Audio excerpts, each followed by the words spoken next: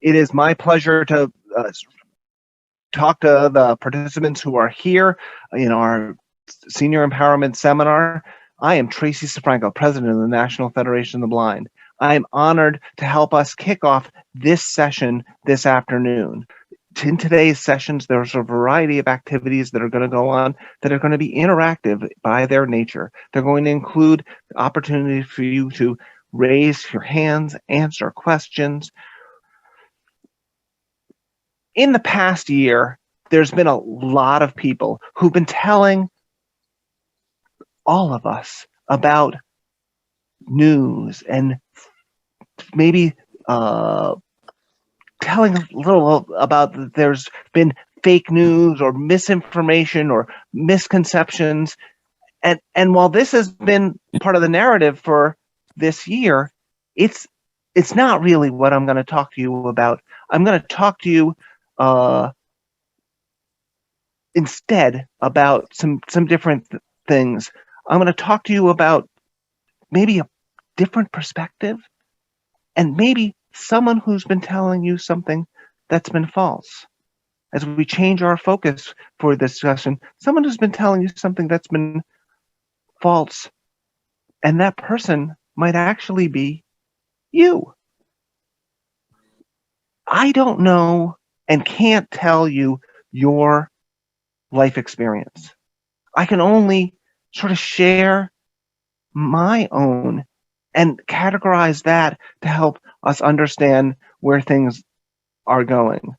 But I'm going to highlight some of my own experiences and have you think about maybe how this might be experienced in your life. When I found out I was losing my vision, I did not know a lot of blind people. I had very few. Really, I only really had one. I had an aunt, and I loved my Aunt Gussie. And she was someone who I loved, but she did not do things independently as a blind person. She really was dependent on others in the family to get things done, go places. And that lack of independence and the dependence on other family members really had me, I loved her, but I didn't respect her. And I'm sad to say that, but that's where I was in my own life as a person. And I was focused on my future and using my remaining vision, because vision to me meant power and capability and the ability to do stuff. Things like moving forward and having a strategic direction. All of those things I associated with vision. And for me, blindness meant dependence and relying on other people. And it was not something I was interested in. And as a result of all of this, I started to identify that I could do things now while I had my remaining vision. But over time, I started to cut things out of my life. I stopped going out at night. I stopped doing things like reading for fun and doing things outside as much. And there was a whole list of things, sort of this self-fulfilling prophecy, where I knew I couldn't do this in my mind as a blind person, so I then stopped doing them and make all of those things happen. And I was wondering, what do I do? This is pretty bad. Over time, I met some blind people through the National Federation of the Blind. They were capable. They were living a life I wanted, and members of their community, members engaged, being responsible for their children and grandchildren, trying to do things in their jobs, in their communities. And I realized I was telling myself the big lie. a false narrative about what people could or could not do. I had equated a whole bunch of things as being what was really possible, and I was wrong. I had been making excuses about what I could do and making excuses for my own behavior. And if you make those excuses and tell yourself those things often enough, you start to believe them yourself. You fake it to make it for a period of time, and suddenly it becomes your reality. But when faking it to make it no longer works, and you realize that there's all this stuff you're holding yourself back from. So what was it that these people who were positive role models, who were thriving in their lives, what was it that they were doing? They were not superheroes. They didn't have any magic pixie dust, or at least I've yet to find the magic pixie dust. And they were doing things that I wanted to do. They were living, in ways, the life that I wanted. And that was really positive. What did these people have? Well, they had positive role models that believed in them. They had attitudes about the belief in blind people being able and capable of doing things that was really different than my attitudes. They had techniques, alternative techniques that blind people were using that I didn't know, and that worked. They had a language, and they referred to themselves as, the language was simple. They referred to anyone who used alternative techniques to accomplish things that most people use with vision.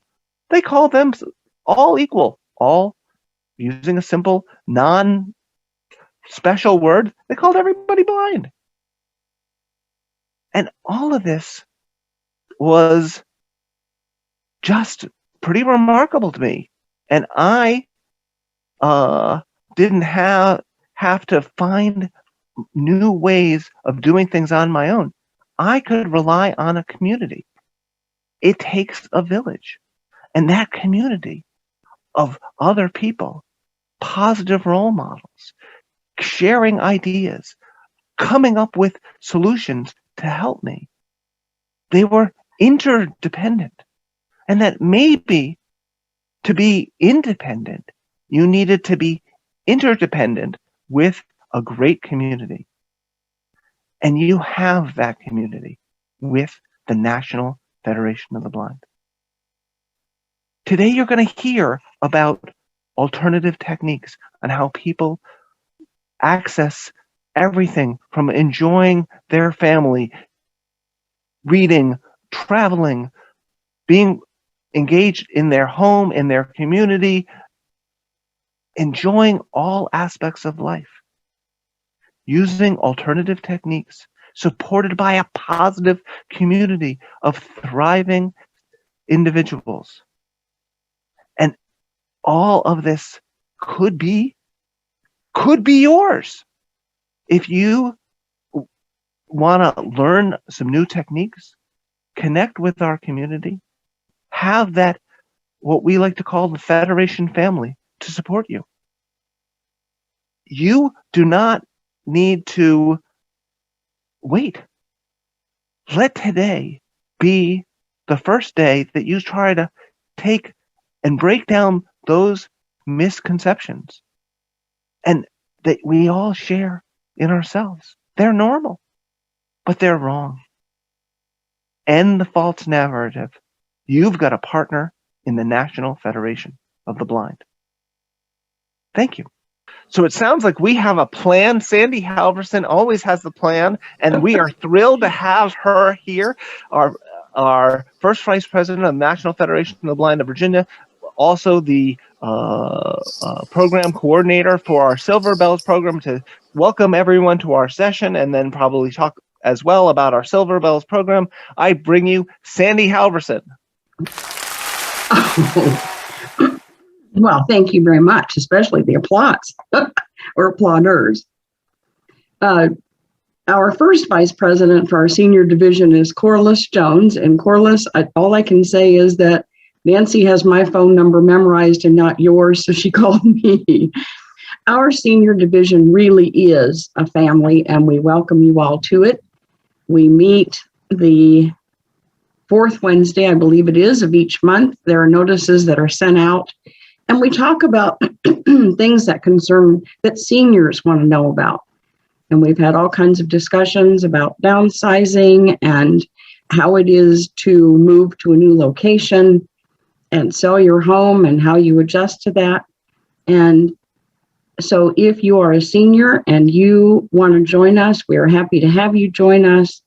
And I know that Nancy, as soon as her internet has been restored, will be sending to each person who is registered for this convention information about our division and how you can become a part of it, and we'd love to have you. So if, pardon me, if there are other things that she would like to say, I'm sure she will get them said when she joins us. And since I am cutting into my time, I guess I'll talk about how our silver bells are ringing and what this means for your independence. And I, as Tracy said, am Sandy Halverson, and I'm the program coordinator. And Sandy, real quick, this is Colin Bruce, your host. We have a question in the chat for a seniors division, and they want to know, is there any particular age? Is it 55, or what is the specific age to join the seniors division? Well, within the family, we say anybody can, but technically it really should be 55 and over. But in our family, if you want in, welcome.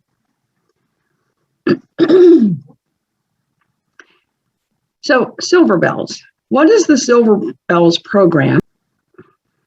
About living the life you want and doing as much as you can do to make your dreams come true. Several years ago, when blind and low vision children did not receive consistent, if any, Braille instruction in the public school setting, our national organization developed a program called BELL, Braille Enrichment for Literacy and Learning.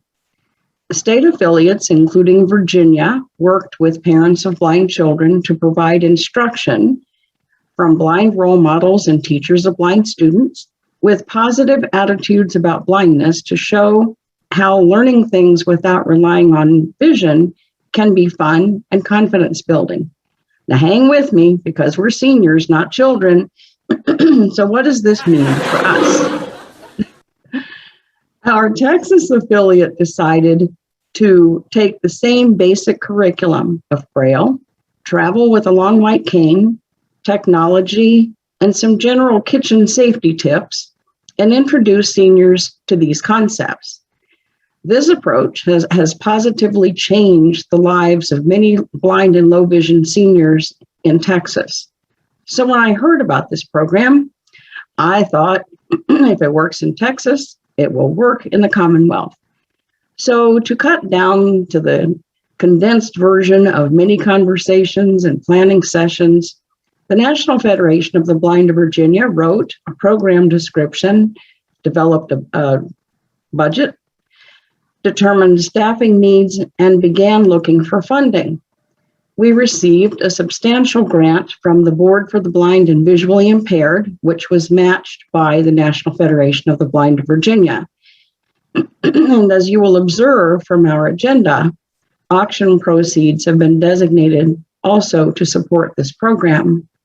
I was hired under a contract arrangement as our program coordinator, and am fortunate to work with a group of federationists who are as committed to the success of this program as I am. So let's look at why you want it and what you get. I think we all would agree that learning something new is not always easy.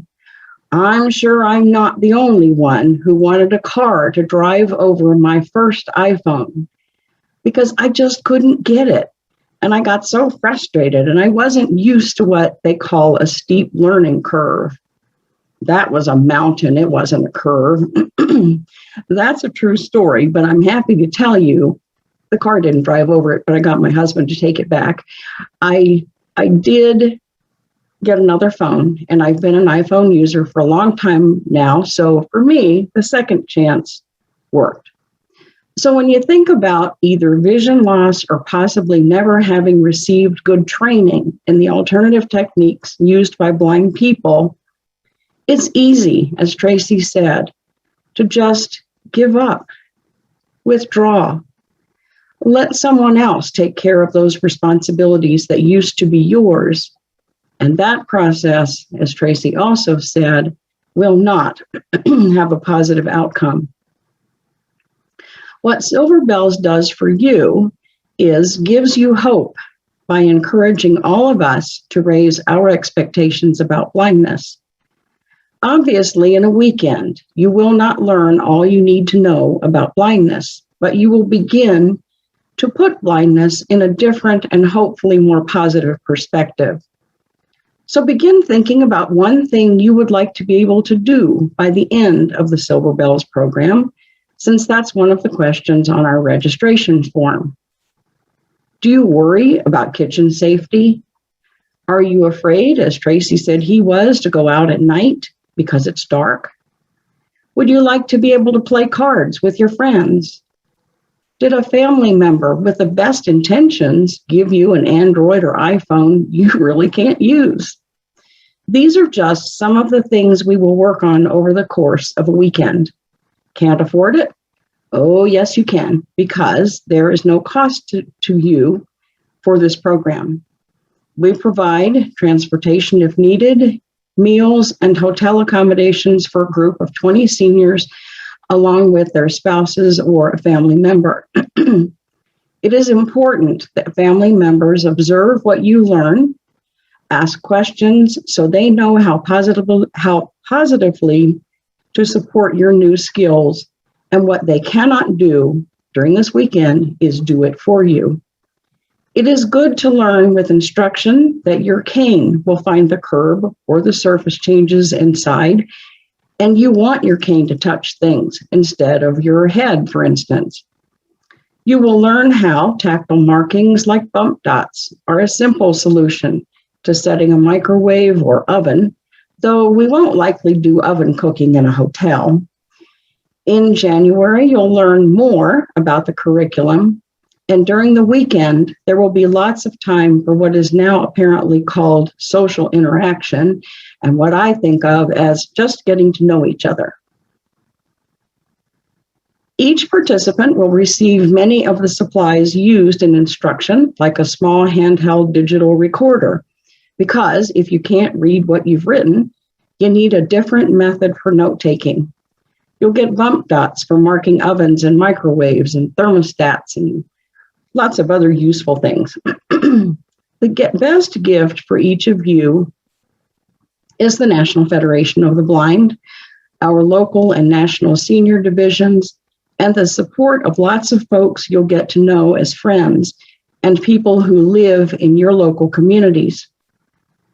So after your Basic Blindness 101 training, we will help you identify resources for additional training you want.